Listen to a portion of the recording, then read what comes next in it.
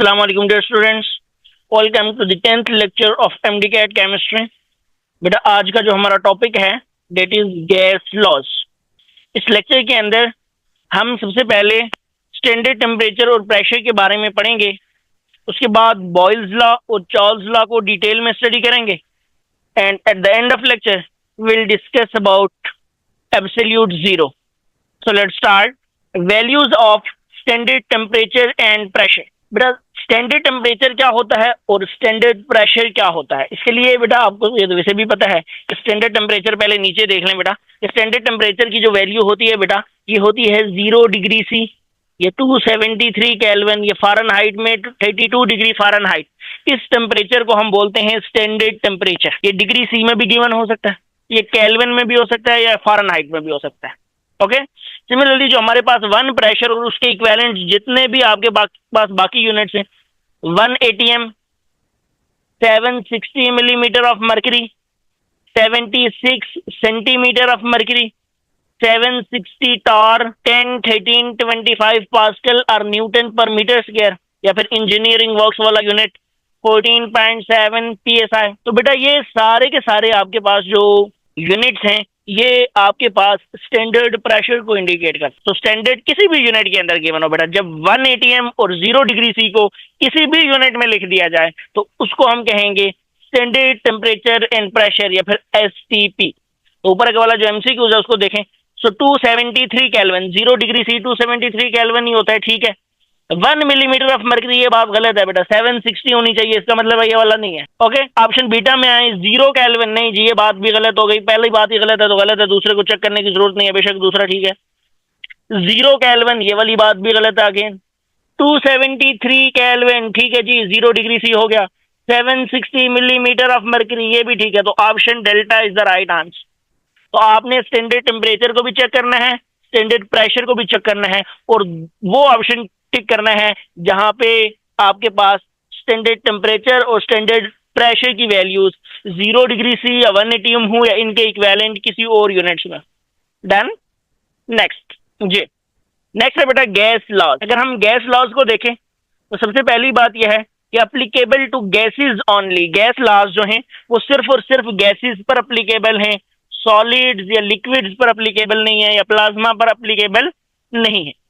और ये डिस्क्राइब करते हैं यूनिफॉर्म बिहेवियर ऑफ गैसेस। इस पॉइंट को हम बड़ी डिटेल से आगे डिस्कस करेंगे भी कि what is meant by uniform behaviour. इसका मतलब है कि फॉर एग्जांपल दो क्वांटिटीज के बीच में डायरेक्ट रिलेशन है तो एक क्वांटिटी जितनी बढ़ती है दूसरी भी उतनी ही बढ़े, और दो के बीच में इनवर्स रिलेशन है तो एक क्वांटिटी जितनी बढ़ती है दूसरी एग्जैक्ट उतनी ही क्वांटिटी में डिक्रीज हो। तो इस चीज को कहते हैं यूनिफॉर्म बिहेवियर, उसको हम बड़ी डिटेल से आगे डिस्कस भी करेंगे। फिर बेटा ये सारी की सारी गैसेस भी ओबे नहीं करती, सिर्फ और सिर्फ कौन सी गैसेस ओबे करती हैं? आइडियल गैसेस सब टेम्परेचर पर सब प्रेशर पर इसको फॉलो करती। ये बड़ी इंपॉर्टेंट बात है।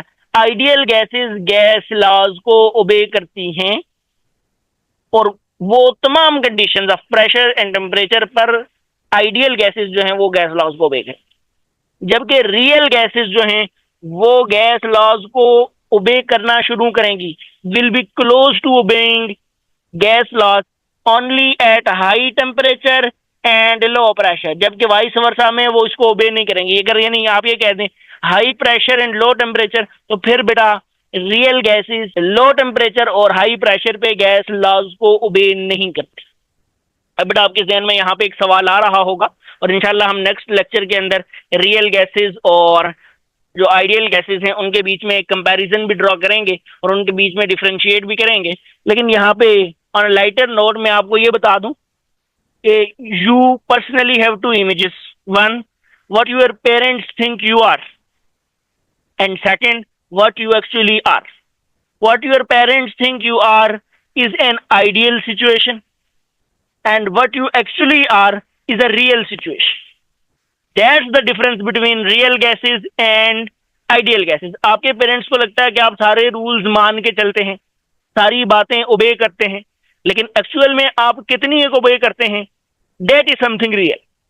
So जितना ज्यादा आप अपने पेरेंट्स की एक्सपेक्टेशंस पर पूरे उतरते हैं बेटा, it means you are close to ideal. Okay, but indeed you are real. Similarly इस नेचर के अंदर कोई भी गैस ऐसी नहीं है जो आइडियल हो, सारी की सारी रियल गैसेस हैं, बट हम आइडियल गैसेस को स्टडी करते हैं और फिर देखते हैं कि कौन सी गैस इस आइडियल बिहेवियर से कितना डेविएट कर रही। ये पहली एक आपको लाइटर नोट में मैंने समझाने की कोशिश की।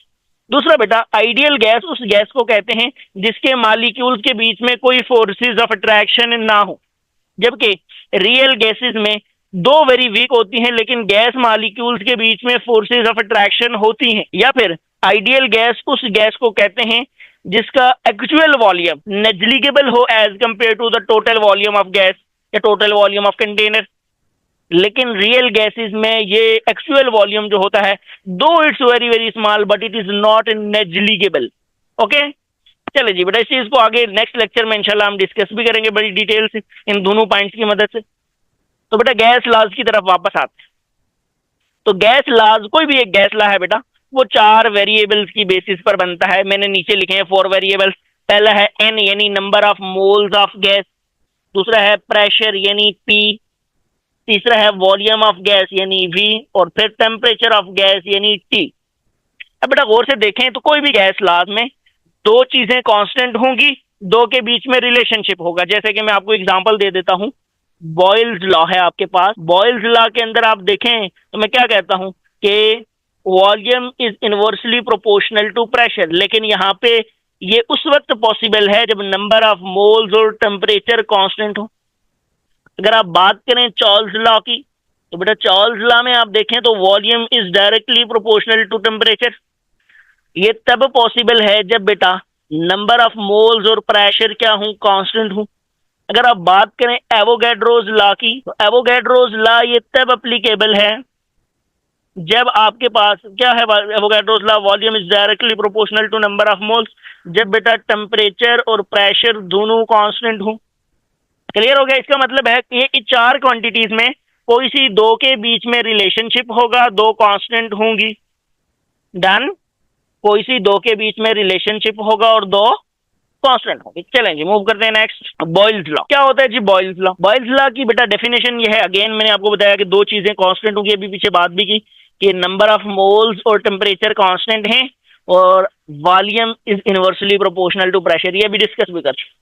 तो ऊपर मैंने इसीलिए डेफिनेशन ली है कि volume of fixed amount of gas, मतलब n कांस्टेंट हो गया फिक्स्ड अमाउंट ऑफ गैस में, it is inversely proportional to applied pressure at constant temperature. तो टेम्परेचर T भी कांस्टेंट हो गया, दो चीजें कांस्टेंट हो गई। यहाँ पे मैंने इक्वेशन की फॉर्म में भी लिख लिया है कि volume is inversely proportional to constant of proportionality use करें तो बेटा V is equal to K divided by P बन जाएगा आपके पास, और यहाँ पे इन दोनों को आपस में मल्टीप्लाई करेंगे, so it will become PV equals K।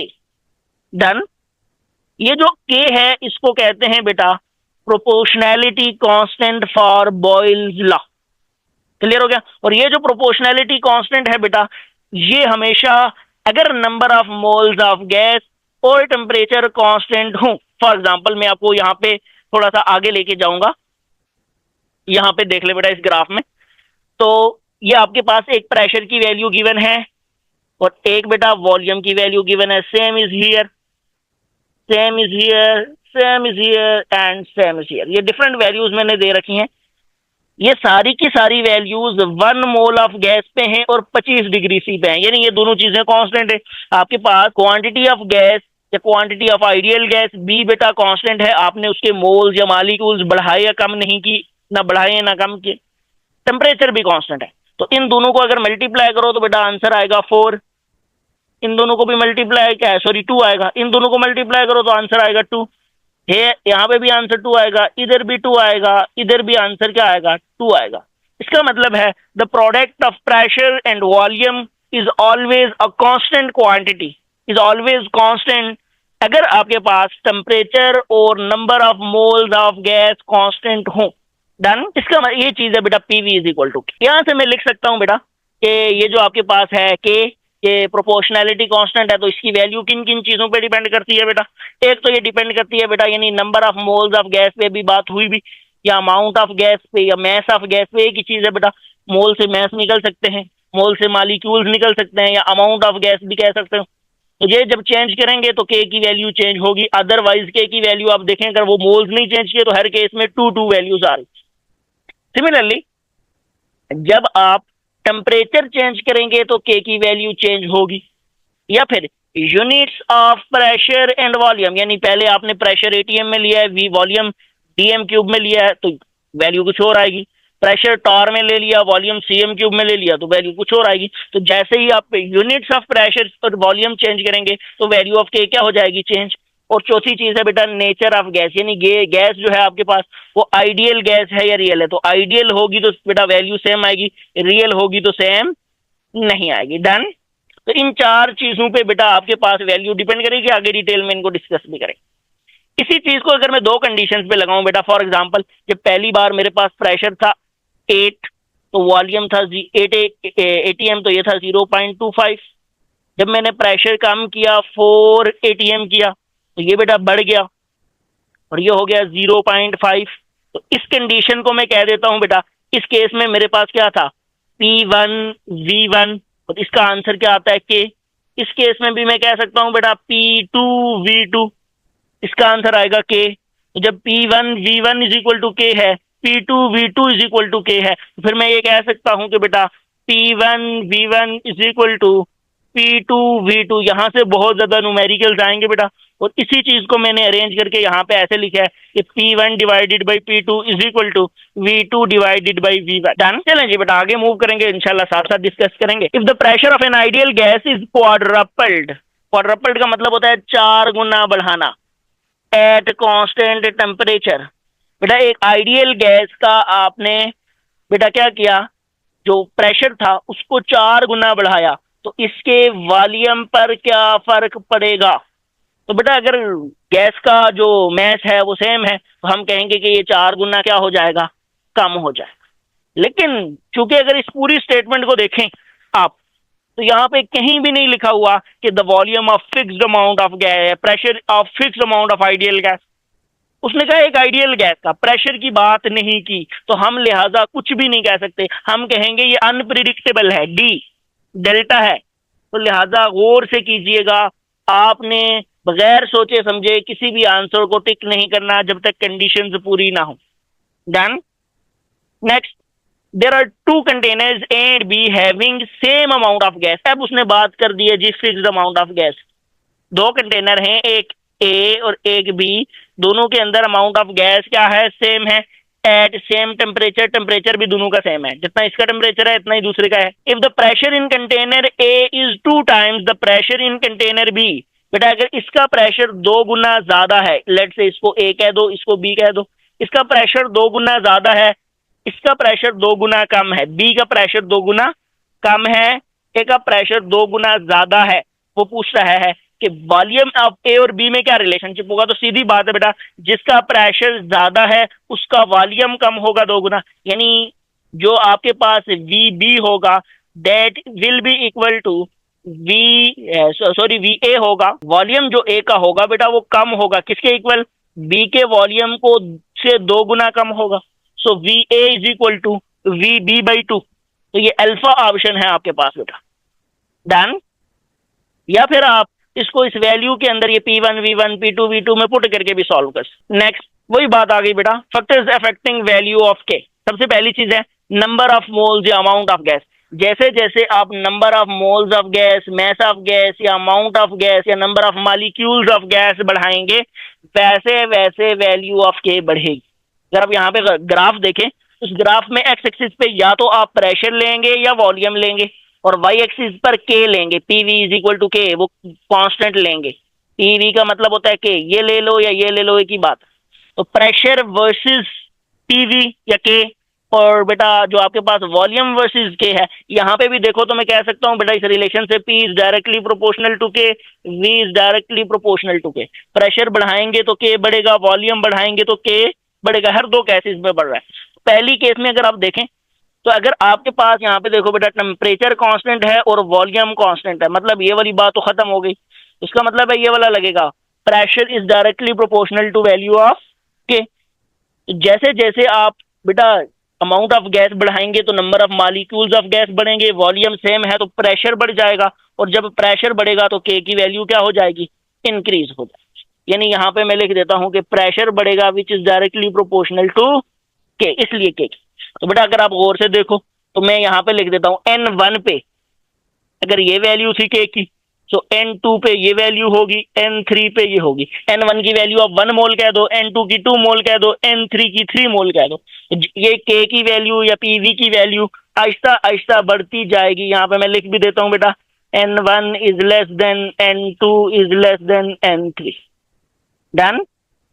चलो जी, नेक्स्ट है बेटा टेम्परेचर। टेम्परेचर इज डायरेक्टली, यहाँ पे अगेन भी बताया हुआ बेटा, टेम्परेचर बढ़ाने से भी वैल्यू ऑफ, ये रिलेशनशिप ऊपर लिखा भी हुआ है कि टेम्परेचर T1 कम है, फिर T2 है, फिर T3।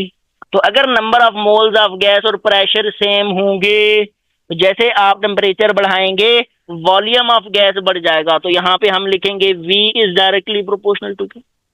प्रेशर कांस्टेंट है ना, नंबर ऑफ मॉलिक्यूल्स बढ़ा रहे हो, तो अगर प्रेशर बेटा आप पिस्टन को ऊपर नहीं जाने दे रहे, इसका मतलब है वहां पे तो प्रेशर बढ़ जाएगा। तो प्रेशर तो आपने कांस्टेंट का, इसका मतलब है पिस्टन ऊपर जाएगा रिलैक्स होने के लिए, तो वॉल्यूम ऑफ गैस क्या हो जाएगा, इंक्रीज। और जब वॉल्यूम बढ़ेगा तो के की वैल्यू क्या हो जाएगी, इंक्रीज हो जाएगी। क्लियर हो गया। तो T1 पे सबसे कम वैल्यू, T2 पे उससे, T3 पे उससे ज्यादा।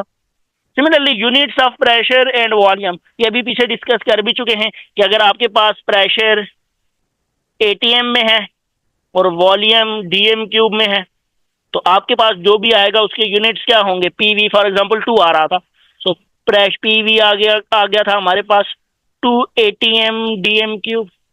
लेकिन अगर आप बेटा प्रेशर के यूनिट्स ATM की बजाय आप टॉर में लेते हो, प्रेशर टॉर में, तो प्रेशर 1 ATM था, वॉल्यूम 2 DM क्यूब था, तो ये क्या बन जाएगा, 1 ATM बन जाएगा बेटा 760 टार, सॉरी टार भी है, और जो वॉल्यूम है वो आपके पास आ जाएगा बेटा 2 DM क्यूब को कहेंगे 2000 CM क्यूब। सो बेटा ये तो बहुत ज्यादा बढ़ जाएगी। यहाँ पे छोटा सा 2 आंसर आया है, यहाँ 760 को 2000 से मल्टीप्लाई कर लें। So value units of pressure and volume change करने से आपके पास पीवी की वैल्यू या के की वैल्यू क्या हो गई है बेटा, चेंज हो गई। नेक्स्ट है नेचर ऑफ गैस, यानी ideal gas versus real gas. तो बेटा जब आइडियल गैस होगी तो पीवी का आंसर के आएगा, जब रियल गैस होगी तो पीवी का आंसर के नहीं होगा। ये रियल गैस के लिए है, ये आइडियल गैस के लिए। यानी हम कह सकते हैं कि ideal gases obey Boyle's law, real gases do not obey Boyle's law. Done. चलो जी next, graphical explanation of Boyle's law. बेटा ये जो वैल्यूज मैंने आपको बताई थी पीवी और के की, इनके बीच में डिफरेंट आप प्रेशर की और वॉल्यूम की वैल्यूज लें। लेट्स से आपके पास प्रेशर था, प्रेशर की वैल्यू थी 0.25, तो प्रेशर की वैल्यू 0.25 कहाँ पे होगी, समथिंग लाइक इधर होगी कहीं पे। इस वक्त वॉल्यूम बहुत ज्यादा था, लेट से मैं इसको ये कह देता हूँ कि यहाँ पे ये 8 है और इसके मुकाबले में ये वाला जो है आपके पास प्रेशर ये 0.25 है। इस तरह बेटा 2 3 4 5 ये 5 पॉइंट आ जाएंगे, आप लोग इन पॉइंट्स को ड्रॉ कर लें और इनके ऊपर ऐसे ग्राफ बना लें। तो ये इस तरह का ग्राफ आएगा। अब गौर से एक बच्चे जो सबसे ज्यादा गलती करते हैं यहाँ पे वो ये है कि आपने इसको वाई एक्सिस से नहीं जोड़ना और इसको एक्स एक्सिस से नहीं जोड़ना टिल इन्फिनिटी। ये इनफाइनाइट ग्राफ है, यानी आपने अगर एक्स एक्सिस ये जा रहा है तो ये एक्स एक्सिस से पैरेलल रखना है, वाई एक्सिस ये जा रहा है, एक्स एक्सिस ये जा रहा है तो एक्स एक्सिस से पैरेलल रखना है। लेकिन कभी भी ना एक्स एक्सिस को टच करेगा ना वाई एक्सिस को ये ग्राफ टच करेगा, टच नहीं करेगा, ये पहले कोऑर्डिनेट में ही रहेगा। डन। अब बेटा इस ग्राफ को बोलते हैं, चूंकि ये ग्राफ बॉयल्स लॉ के लिए है, जो अभी ऊपर बात हुई थी कि फिक्स टेम्परेचर पर बना है, फिक्स अमाउंट ऑफ गैस पर बना है, तो जो फिक्स टेम्परेचर पर बने उसको ग्राफ को बोलते हैं बेटा आइसोथर्म। ये पैराबोलिक कर्व है या फिर आइसोथर्म। डन। इस तरह का ग्राफ होता है बेटा बॉयल्स लॉ का, जब हम प्रेशर और वॉल्यूम के बीच में एक ग्राफ ड्रा करते हैं। क्लियर हो गया। चलिए next, graphical explanation of Boyle's law के अंदर देखें बेटा, अभी जो ग्राफ पड़ा वो ये वाला था, ये वाला ग्राफ। लेट्स से ये वाला ग्राफ आपने बनाया बेटा, मैं कह देता हूं T1 को कोई एक सर्टेन वैल्यू असाइन कर दें 20 डिग्री सी। फिर ये बेटा टेम्परेचर आपने बढ़ा दिया तो ये दूसरा ग्राफ आ गया, ये फिर टेम्परेचर बढ़ा दिया तो ये तीसरा ग्राफ आ गया। तो 20 के बाद 50 डिग्री सी पे दूसरा बना और 100 डिग्री सी पे तीसरा बन गया बेटा। तो जैसे जैसे आप टेम्परेचर बढ़ाते जाएंगे वैसे वैसे ग्राफ वॉल्यूम एक्सिस और प्रेशर एक्सिस दोनों से अवे होता जाए। बॉयल्स लॉ के केस में जैसे जैसे आप टेम्परेचर बढ़ाते जाएंगे वैसे वैसे आपके पास जो ग्राफ है वो एक्स एक्सिस, वाई एक्सिस या pressure axis and volume axis से अवे जाता जाए। सिमिलरली यहाँ पे टेम्परेचर की जगह नंबर ऑफ मोल्स लिख लें तो ये N1 पे बनेगा, ये N2 पे बनेगा, ये N3 पे बनेगा। जितने नंबर ऑफ मोल्स कम होंगे प्रेशर और वॉल्यूम एक्सिस के करीब, जितने number of moles of gas ज्यादा होंगे इतना प्रेशर और वॉल्यूम एक्सिस से अभी ग्राफ बने। डन। हाँ, यहाँ पे भी आप लिख सकते हो बेटा N1 is less than N2 is less than N3। Next यहाँ पे आओ बेटा, ये तो प्रेशर और वॉल्यूम के बीच में रिलेशन था, ग्राफ था। अब हम एक ग्राफ बनाते हैं किस किस के बीच में बेटा, प्रेशर और इनवर्स ऑफ वॉल्यूम के बीच में, प्रेशर और रेसिप्रोकल ऑफ वॉल्यूम के बीच में। यानी वॉल्यूम अगर फॉर एग्जांपल 2 है तो इनवर्स ऑफ वॉल्यूम क्या हो जाएगा 1/2.5। प्रेशर 4 है, वॉल्यूम 4 है तो प्रेशर 1/4 यानी 0.25। प्रेशर 0.25 है तो 0.25 को 1/0.25 कर दो। समझ आइए, जो भी आपके पास वॉल्यूम की वैल्यू आएगी आपने उसको 1 से डिवाइड कर लेना है, उसका इनवर्स ले लेना है। तो उसके बीच में जब ग्राफ ड्रा होगा तो बेटा अगर गौर से देखो तो बॉयल्स लॉ तो ये कहता है pressure is inversely proportional to volume होता था। तो इनवर्सली प्रोपोर्शनल को इनवर्स ऑफ वॉल्यूम की फॉर्म में ही लिखते हैं। तो ये इनवर्स ऑफ वॉल्यूम और ये प्रेशर, इनके बीच में बेटा डायरेक्ट रिलेशन है, प्रेशर और वॉल्यूम के बीच में इनवर्स रिलेशन है। डन। तो बेटा जब भी डायरेक्टली प्रोपोर्शनल का ग्राफ आता है तो एक स्ट्रेट लाइन ग्राफ आता है इस तरह। ये है बेटा टेम्परेचर T1 पे, ये है टेम्परेचर T2 पे, अगेन ये है टेम्परेचर T3 पे, और अगेन बेटा देखो ये वाला क्या है, कम है, T1 कम है, फिर T2 फिर T3, ये ऊपर लिखा भी हुआ है। यानी जैसे जैसे आप टेम्परेचर बढ़ाएंगे जो ग्राफ होगा वो प्रेशर एक्सिस की तरफ मूव करेगा। एक्स वाई नहीं कहिएगा, आप ऐसा भी हो सकता है 1/v वाई पे लेके पी नीचे ले लें। तो जैसे जैसे आप टेम्परेचर बढ़ाएंगे जो ग्राफ होगा वो प्रेशर एक्सिस की तरफ मूव करेगा। क्लियर हो गया। अब बेटा नेक्स्ट जो चीज है, similar is the case with number of moles of gas. यहाँ पे ये वाले होगा बेटा N1, ये होगा N2 और ये ग्राफ होगा N3। यानी यहाँ पे भी आप कह सकते हैं N1 is less than N2 is less than N3।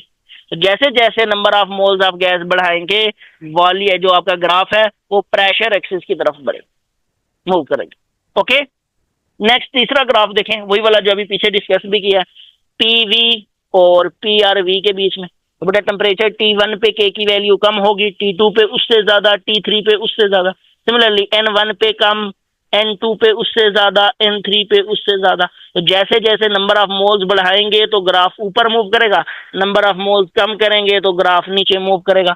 Temperature बढ़ाएंगे तो ग्राफ ऊपर और टेम्परेचर कम करेंगे तो ग्राफ नीचे मूव। डन। चलो जी नेक्स्ट।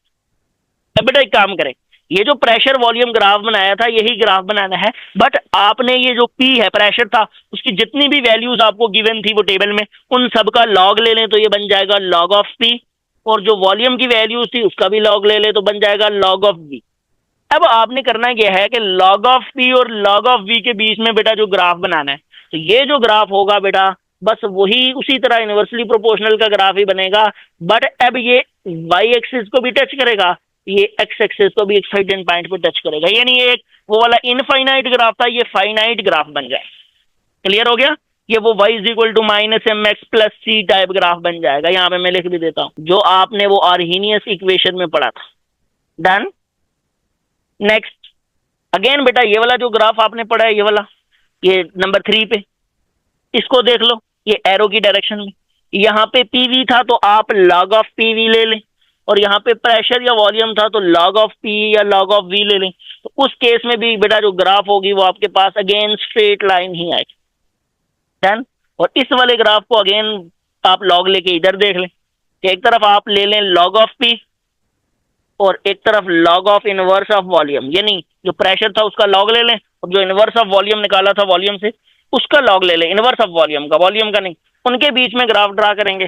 सो बेटा ये ग्राफ अब की बारी अगेन स्ट्रेट लाइन होगा लाइक दिस। क्लियर होगा। अब की बारी ये वाला जो ग्राफ होगा ये होगा y is equal to M X plus C, यानी स्लोप भी पॉजिटिव है और इंटरसेप्ट भी पॉजिटिव है। क्लियर हो गया? चलो शुड वी मूव नेक्स्ट। ये बेटा बॉयल्स लॉ के लिए कुछ एमसीक्यूज है। Again, a gas occupies a pressure of 5 litre, बेटा बताया था 1 litre is equal to 1 dm cube, बताया था ना। At a pressure of 2 atm, 5 litre at 2 atm, if the pressure is increased to 4 atm at constant, what will be new volume? बेटा एक तो calculation कर सकते हैं हम ना, P1 V1 is equal to P2 V2। मैं आपको एक तो कैलकुलेशन से सिखा भी देता हूं अभी, उससे आसान तरीका सीखें बेटा, उससे भी बहुत आसान। जितने गुना प्रेशर बढ़ेगा इतने गुना वॉल्यूम कम होगा, जितने गुना वॉल्यूम कम होगा इतने गुना बेटा क्या होगा बेटा, प्रेशर बढ़ जाएगा। वही वाली बात एग्जैक्ट। तो आप देखो कि गैस का वॉल्यूम कितना था, 5 लीटर 2 एटीएम पर, 2 एटीएम से 4 एटीएम पर डबल किया तो वॉल्यूम क्या हो जाएगा, हाफ, मतलब 5 का हाफ 2.5 लीटर। ये लो बेटा, ये आराम से होता। अब आप बेशक यहाँ पे पुट करके भी सॉल्व कर लो कि 5 इंटू 2, और बेटा आपको क्या फाइंड करना है, वॉल्यूम फाइंड करना है। तो P2 की वैल्यू आपको 4 दे रखी है और V2, तो 5 2 are 10 divided by 4 is equal to V2, तो 4 2 are 8 प्लस 2 5, 2.0 से 2 5 are 10, तो V2 is equal to 2.5 DM cube आ गया बेटा, ये 2.5 लीटर। इस तरीके से भी निकाल सकते हैं, लेकिन इससे ज्यादा आसान वो है। मैंने आपको सिंपली बताया कि जितने गुना प्रेशर बढ़ेगा इतना गुना वॉल्यूम कम होगा, जितने गुना प्रेशर कम होगा इतने गुना वॉल्यूम बढ़ेगा। डन। अब बेटा यहाँ पे गौर से सुने, if the temperature is increase, अगर टेम्परेचर बढ़ाया जाए, the graph between P and inverse of volume, pressure और इनवर्स ऑफ वॉल्यूम के बीच में जो ग्राफ था, अगर टेम्परेचर बढ़ाएं तो प्रेशर एक्सिस की तरफ मूव करता था, और टेम्परेचर कम करें तो इनवर्स ऑफ वॉल्यूम वाला जो एक्सिस है उसकी तरफ मूव करता था। आगे पीछे देख भी लो ये वाला ग्राफ, ये ग्राफ नंबर 2 ऐसा ही है ना, टेम्परेचर बढ़ाने से ग्राफ इधर जाता था, टेम्परेचर कम करने से इधर आता था।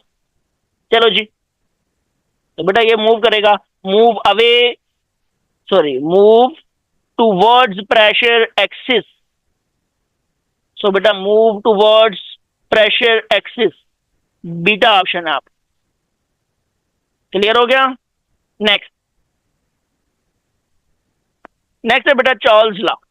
चार्ल्स लॉ के अंदर अगेन अभी पीछे बात कर भी चुके हैं बेटा हम कि volume of gas is directly proportional to, तो वॉल्यूम किसका है बेटा, फिक्स्ड अमाउंट ऑफ गैस, मतलब नंबर ऑफ मोल्स कांस्टेंट हो गए, directly proportional to absolute temperature. बेटा एब्सोल्यूट टेम्परेचर क्या होता है, क्या ये नॉर्मल टेम्परेचर से डिफरेंट होता है? यस। अब बेटा पहले एक छोटा सा एमसीक्यूज करते हैं और उससे आपको समझ भी आ जाएगी कि एब्सोल्यूट टेम्परेचर क्या होता है। इस स्टेटमेंट को बाद में देख।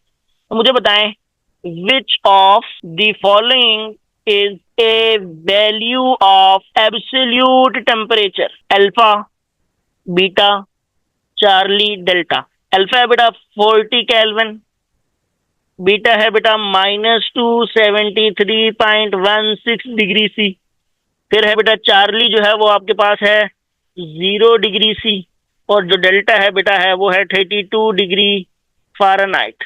बेटा बोले कौन सा है? शाबाश जल्दी जी। आप सब लोगों ने मेरे ख्याल में बीटा पिक की है, जो गलत है। बीटा नहीं है बेटा, ये जो बीटा ऑप्शन है this is absolute zero, not absolute temperature. Absolute temperature बोलते हैं केल्विन में लिखा हुआ कोई भी टेम्परेचर, तो एब्सोल्यूट टेम्परेचर स्केल बोलते हैं केल्विन स्केल को। तो एब्सोल्यूट टेम्परेचर का मतलब क्या होगा, केल्विन टेम्परेचर। जिस भी वैल्यू ऑफ टेम्परेचर के साथ के लिखा होगा या केल्विन के यूनिट्स लिखे होंगे वो टेम्परेचर एब्सोल्यूट टेम्परेचर होगा। अब बेटा एक बात ये चाहिएगा, अगेन बात आ गई कि the volume of fixed amount of gas is directly proportional to kelvin temperature, मतलब डिग्री सेल्सियस से डायरेक्टली प्रोपोर्शनल नहीं होगा, डिग्री फ़ारेनहाइट से डायरेक्टली प्रोपोर्शनल नहीं होगा, और ये हम प्रूव भी करेंगे अभी। ओके, एट कांस्टेंट प्रेशर, तो दोनों दूसरी चीज प्रेशर भी कांस्टेंट आ गया, दो के बीच में रिलेशनशिप दो कांस्टेंट। या फिर इस ग्राफ को हम ऐसे भी लिख सकते, इस वैल्यू को, इस बात को हम डेफिनेशन को ऐसे भी लिख सकते हैं, the volume of fixed amount of gas increases or decreases, increase करेगा या डिक्रीज करेगा by 1/273 of its original volume at 0 degree C. For example 0 degree C पे वॉल्यूम कोई है, उसकी वैल्यू x है, तो बेटा जब आप 1 डिग्री सी टेम्परेचर बढ़ाएंगे ना, तो V0 डिवाइडेड बाई 273 बेटा क्या हो जाएगा, आपके पास टेम्परेचर बढ़ाने से बढ़ जाएगा और टेम्परेचर कम करने से कम हो जाए। For every 1 degree C rise, increase for rise and decrease के केस में कम हो जाएगा एट कांस्टेंट प्रेशर। ये भी डेफिनेशन है बेटा। इसको अगर आप गौर से देखें तो आप देख सकते हैं बेटा कि यहाँ पे आ गया volume is directly proportional to temperature. तो यहाँ पे प्रोपोर्शनैलिटी कांस्टेंट, ये टेम्परेचर नहीं है बेटा, एब्सोल्यूट टेम्परेचर। वो आपको मैं अभी बता देता हूँ, स्टेटमेंट देख कहेगा identify the correct statement for Charles law. Volume of gas is directly proportional to temperature. बेटा ये तो बात ही गलत है ना, बेहुदा किस्म की बात है ना। फिक्स्ड अमाउंट ऑफ गैस है ना, कांस्टेंट प्रेशर है ना, एब्सोल्यूट टेम्परेचर है, ये बात ही गलत होगी। दूसरी वो कहेगा volume of gas is directly proportional to temperature at constant pressure. इसमें भी ये भी बात गलत है क्योंकि एब्सोल्यूट टेम्परेचर नहीं है, फिक्स्ड अमाउंट ऑफ गैस नहीं है। तीसरी वो कहेगा volume of fixed amount of gas is directly proportional to temperature at constant pressure. ये बात भी गलत है बेटा, एब्सोल्यूट टेम्परेचर नहीं है। बात पूरी होनी चाहिए, volume of fixed amount of gas is directly proportional to kelvin temperature और absolute temperature at constant pressure. Clear हो गया? या फिर volume of gas is directly proportional to absolute temperature at constant pressure and number of moles. ऐसे भी क्या कह सकता है कि कांस्टेंट को दोनों चीजों को एंड पे लेके जाए। क्लियर हो गया? तो इस बड़ा ध्यान रखिएगा बेटा। नेक्स्ट, इसको हम प्रोपोर्शनैलिटी कांस्टेंट यूज करेंगे, के V is equal to K T. Again बेटा अगर के की वैल्यू निकालें तो वी बाई टी, और अगेन उसी तरह का मैं एक ग्राफ बनाऊं, और अगर मेरे पास ये जो आपके पास प्रेशर है और नंबर ऑफ मोल्स कांस्टेंट है, तो मैं बेटा चेंज करता जाऊं टेम्परेचर, वॉल्यूम चेंज होता जाएगा और वी बाई टी का आंसर हर बार सेम आएगा। वी बाई टी की वैल्यू तब तक नहीं चेंज होगी जब तक, यहाँ पे बेटा अगर यहाँ पे देखें तो किस चीज पर डिपेंड करती है, जब तक आप number of moles of gas change नहीं करेंगे या अमाउंट ऑफ गैस या मैथ ऑफ गैस चेंज नहीं करेंगे, जब तक आप प्रेशर चेंज नहीं करेंगे। यहाँ पे बेटा आप टेम्परेचर की वैल्यू तो हमने यूनिट तो डिफाइन कर लिया कि केल्विन वाला ही होगा। जब तक आप यूनिट्स ऑफ वॉल्यूम चेंज नहीं करेंगे या जब तक आप नेचर ऑफ गैस चेंज नहीं करेंगे, तो वैल्यू ऑफ के सिमिलरली पिछले वाली चीजों की तरह बिल्कुल भी चेंज नहीं होगी। क्लियर हो गया? और यहां से बेटा आप लिख सकते हो बेटा पहली कंडीशन के लिए V1 by T1 is equal to V2 by T2।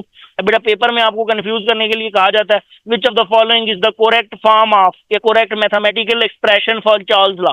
पहली लिख ली जाएगी बेटा V is directly proportional to T, दूसरी लिख जाएगी V is equal to K T या नॉट करेक्ट, ये कहा जाएगा।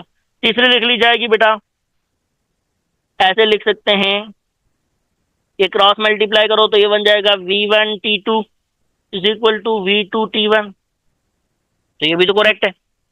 और फिर इसको उल्टा कर देंगे बेटा V1 T1 is equal to V2 T2, तो आपको लगेगा ये वाला ठीक है, हालांकि ये गलत है। ये वाला आपका ऑप्शन हो जाएगा कि कौन सी करेक्ट मैथमेटिकल एक्सप्रेशन नहीं है, डेल्टा ऑप्शन हो जाएगा। अगर ये अल्फा है, ये बीटा है, ये चार्ली है, ये डेल्टा है, तो आपका ऑप्शन डेल्टा होगा। लेकिन आपको लगेगा कि नहीं V1 T1 वाला ठीक है, V1 T2 V2 T1 गलत है। समझ आ गई है? लिहाजा बी अटेंटिव, ये ऐसे क्रॉस मल्टीप्लाई करके भी आपको एमसीक्यूज पूछा जा सकता। अब अगेन बात बेटा गौर से देखें, जितने गुना क्या होगा आपके पास वॉल्यूम टेम्परेचर बढ़ेगा, उतने गुना ही टेम्परेचर वॉल्यूम भी बढ़ेगा। जितने गुना आप केल्विन में टेम्परेचर बढ़ाएंगे, इतने गुना ही आपके पास वॉल्यूम बढ़ेगा। फॉर एग्जांपल आपने टेम्परेचर डबल कर दिया तो वॉल्यूम 2 टाइम बढ़ेगा। आपने टेम्परेचर को 4 गुना बढ़ाया तो वॉल्यूम 4 गुना बढ़ेगा। This is what is called as uniform behaviour, जो पीछे शुरू में लाइन लिखी। क्लियर हो गया? चलेंगे नेक्स्ट। अब critical form of Charles law जो है उसकी डेरिवेशन है। फॉर एग्जांपल ये जो नीचे हमने लिखी थी कि volume of gas at 0 degree C को मैं कह देता हूं V0 या V0। 1 डिग्री सी पे क्या हो जाएगी बेटा V0 प्लस V0 बाई 273 या V0 multiply by 1 by 273। 2 degree C पे क्या हो जाएगी बेटा V0 प्लस 2V0 बाई 273, या किसी n वैल्यू ऑफ टेम्परेचर या t value of temperature t degree C पे क्या हो जाएगी V0 plus V0 t divided by 273। और यहाँ पे बेटा अगर गौर से देखें तो V0 को आप कॉमन ले सकते हैं दोनों टर्म्स में, कॉमन लें तो ये बन जाएगा 1/t प्लस 273। एलसीएम ले लो बेटा, 273 नीचे तो ऊपर क्या बन जाएगा 273 प्लस टी। और बेटा अब आखिर में क्या कर दोगे, इस 273 को V0 के नीचे डिवाइड कर दो तो ये बन जाएगा। और ये जो T है ये 273 प्लस टी क्या होता है, केल्विन वाला टेम्परेचर। तो इसको एब्सोल्यूट टेम्परेचर को कैपिटल T से मिलेंगे। क्लियर हो गया।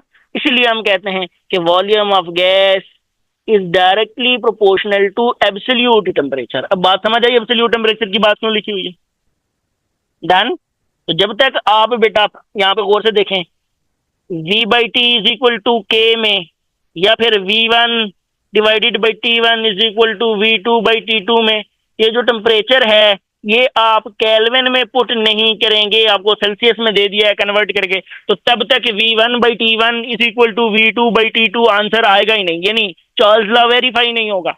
आपको T1 और T2 की वैल्यूज केल्विन में ही पुट करनी पड़ेगी। क्लियर हो गया। चलेंगे नेक्स्ट। ये बेटा एक आपके पास एक छोटा सा एमसीक्यूज है, पंजाब बोर्ड वाले जो बच्चे हैं उनकी एक्सरसाइज का एमसीक्यूज है, बड़ा अच्छा एमसीक्यूज है, कई बार एमकैट में आ चुका है और इससे मिलता जुलता एमसीक्यूज भी आता रहता है अक्सर पेपर में। बेटा है एमसीक्यू ये है कि pressure remaining constant at what temperature the volume of gas becomes twice of what it was at 0 degree C. तो बेटा ये वाला फार्मूला यूज कर लो, सिंपल है, कोई मुश्किल काम में जाने की जरूरत नहीं है। तो मैं क्या कहता हूं, ये है volume at T degree C is equal to volume at 0 plus volume at 0 into T/273। तो अगर मैंने बेटा इसको 2V0 बनाना है, डबल बनाना है वॉल्यूम को, V बेटा अगर देखो 0 डिग्री सी पे क्या था, अभी हमने कहा V0 या V0, तो इसको मैंने 2V0 या 2V0 बनाना है। तो कैसे बनाऊंगा बेटा, जब ये टेम्परेचर की जो ऊपर वाली वैल्यू है ये 273 हो। क्लियर हो गया बेटा। देखो so VT is equal to V0 plus V0 273/273 क्या हो जाएगा 1। बेटा ये हो गया VT is equal to 2V0 या 2V0। इसका मतलब है कि आपके पास जब टेम्परेचर था 273 डिग्री सी, ढूंढो यहाँ पे बेटा 273 डिग्री सी तो ऑप्शन में ही नहीं है, तो केल्विन में कन्वर्ट करो। तो 273 को केल्विन में कन्वर्ट करोगे तो 273 में फिर से ऐड कर लो, ये बन जाएगा 336 7 7 4 14 1 एंड 5, सो 546 केल्विन। जी ये बीटा ऑप्शन है आपके पास, चार्ली ऑप्शन है सॉरी आपके पास। बेटा 273 केल्विन में भी नहीं घूमना, 546 डिग्री सी में भी नहीं घूमना। क्लियर हो गया ना। डेल्टा ऑप्शन तो खैर वैसे भी है लेकिन ये दोनों ऑप्शन अल्फा और बीटा थोड़े से कंफ्यूजिंग है, तो आपने यूनिट्स भी देख के पुट करने, क्योंकि यहाँ पे ये जो टी है स्मॉल टी है, तो ये बेटा कौन सा है आपका डिग्री सी का है, और कैपिटल टी होगा तो क्या होगा केल्विन वाला absolute temperature. Next graphical explanation of Charles law. बेटा वही उसी तरह अगर हम डिफरेंट क्या ले लें आपके पास values of volume and temperature at fixed number of moles of gas 1 mole for an ideal gas, और फिक्स प्रेशर पे ले लें और उनके बीच में ग्राफ प्लाट करें। एक्स एक्सिस पर बेटा हम ले लेंगे वाई एक्सिस पर ले लेंगे वॉल्यूम और एक्स एक्सिस पर ले लेंगे टेम्परेचर। तो बेटा यहाँ पे अगर गौर से देखो, आप एब्सोल्यूट टेम्परेचर के बीच से भी ग्राफ ले सकते हो VT के साथ, और डिग्री सी वाले टेम्परेचर से भी ग्राफ के लिए VT के साथ ग्राफ बना सकते हो, जिससे दिल करता है ले लें। यहाँ पे इससे बना हुआ है बेटा ऊपर वाले से, तो यहाँ पे देखो बेटा ये है -273 डिग्री सी। ओके ये मिनिमम अचीवेबल टेम्परेचर है। तो अब ग्राफ ड्रा करोगे तो अभी चार्ल्स लॉ के लिए जो ग्राफ होता है डायरेक्टली प्रोपोर्शनल का स्ट्रेट लाइन ग्राफ बनेगा ऐसे, ये P1 पे बना है बेटा।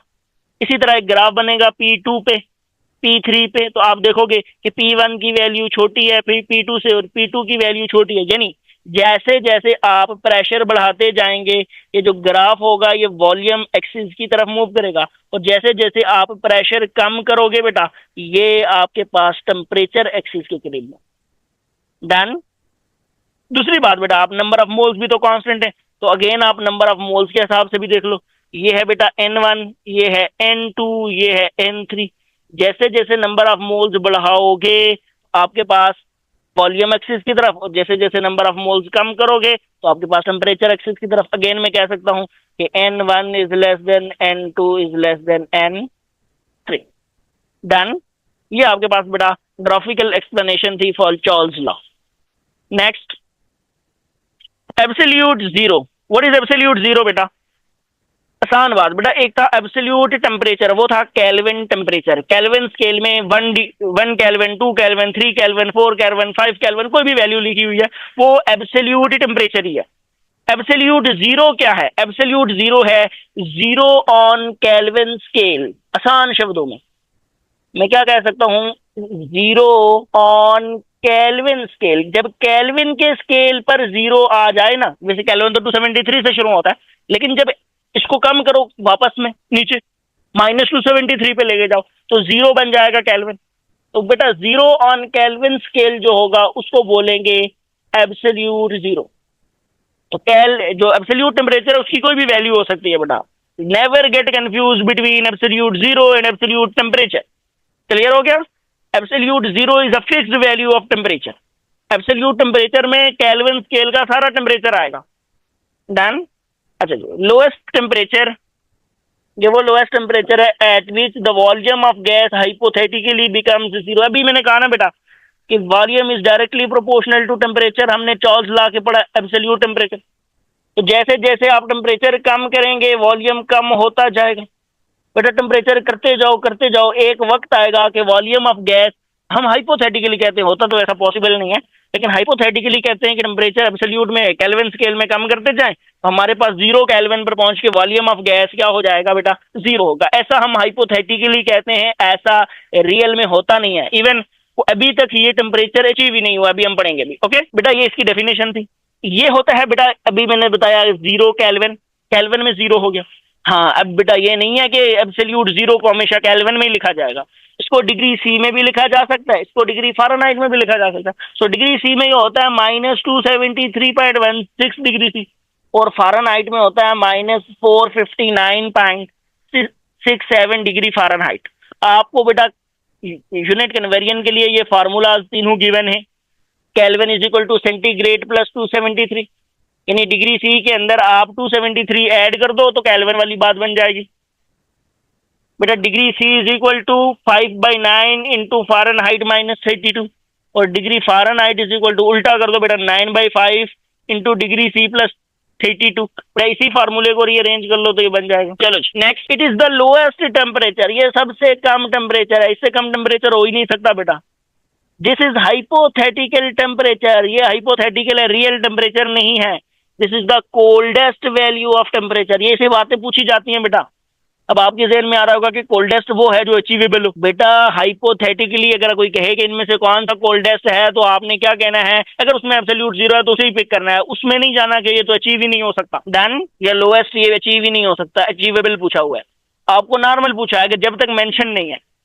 फिर नेक्स्ट है बेटा अनअटेनेबल टेम्परेचर। इस टेम्परेचर को अचीव या अटेन नहीं किया जा। क्यों बेटा? इस टेम्परेचर पर पहुंचने से पहले ही गैस या तो लिक्विड बन जाती है या सॉलिड बन जाती है। बड़ी इंपॉर्टेंट बात, before reaching this temperature gas either changes into liquid और into solid.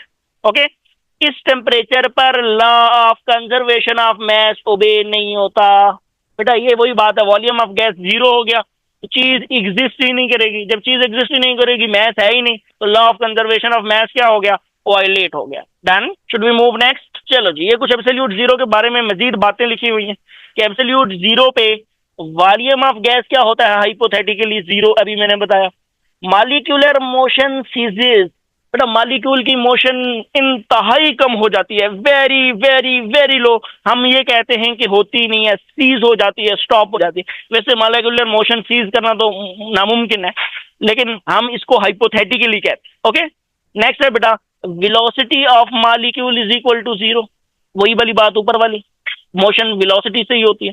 Kinetic energy is equal to zero, ये भी वही बात है, काइनेटिक एनर्जी मोशन से। डिफ्यूजन का प्रोसेस बेटा, rate of diffusion zero, rate of effusion zero, entropy zero, enthalpy zero, internal energy zero, pressure of gas zero. समझ आ गई है? कि सारी की सारी क्वांटिटीज नल एंड वॉइड हो जाती है, जीरो हो जाती हैं at absolute zero. Absolute zero का मतलब अगेन बेटा अभी बताया है 0 केल्विन -273.16 डिग्री सी, ये वाली वैल्यू। या फिर यहाँ पे फ़ारेनहाइट में भी लिखी है 459.67, 459.67 डिग्री फ़ारेनहाइट। ये जो वैल्यूज ऑफ टेम्परेचर हैं इसको एब्सोल्यूट जीरो बोलते हैं। Done, this makes an end to this lecture. If you have any question you can ask us. बेटा आप मुझे कमेंट सेक्शन में पूछ सकते हैं, आप मुझे व्हाट्सएप नंबर पे पूछ सकते हैं, आप ईमेल पे पूछ सकते हैं, आप सजेस्ट कर सकते हैं। Stay connected. अल्लाह हाफिज, गुड बाय।